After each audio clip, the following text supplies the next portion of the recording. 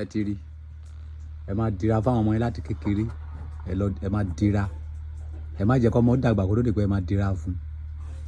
Adédàmọ́ láti dira láti kékeré nísìn ẹ lọ dira fáwọn ọmọ yín àdúrà nìkan ò sí bíbélì nìkan ò sí kòrán nìkan ò sí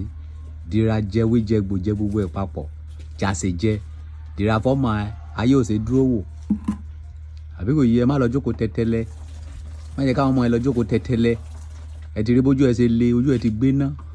ó ti wà nínú spirit bó ti wà yẹn ó ti bu ọkọ sára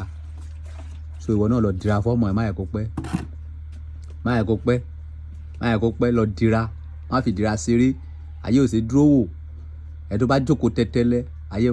wọn máa jẹ máyé ni má yẹ ká ayé jẹ ọmọ ẹ máyé lọ dira ẹ ti rí ó ti dira nìyẹn láti kékeré tó bá ti ń dàgbà báyìí tó bá ṣe ń dàgbà sí lágbára ìdíra yẹn wá ṣe máa pọ̀ sí so ẹ̀yin náà ẹ lọ dira fọ́mọ yín ẹ má jókòó tẹ́tẹ́lẹ́ tó bá fẹ́ wá dira tó bá ti lówó ẹ̀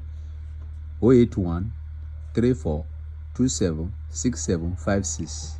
WhatsApp number mi nìyẹn a máa dira fún yín so bó ti rí nìyẹn Adédàmọ́lá jáyé lọ kò sí ewu lẹ́gbẹ̀rún ẹ̀kọ́.